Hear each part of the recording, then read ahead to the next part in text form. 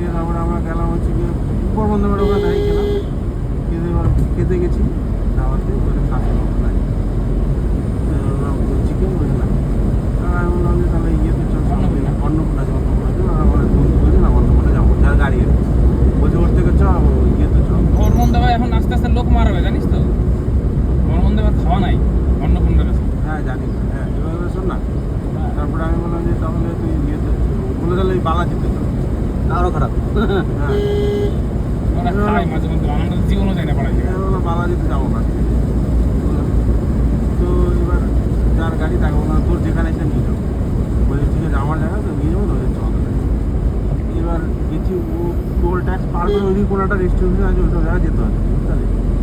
হ্যাঁ এবার গ্রিন পার্কটা বলতে যেত, ফাস্ট ট্যাগ ছিল না, ফার্স্ট ট্যাগ তো ছিল, আমরা ফার্স্ট ট্যাগের লাইনে ঢুকেছি, ঠিক আছে, সামনে গাড়িটা দাঁড় করে দিয়েছে। হ্যাঁ মোটামুটি দাঁড়িয়ে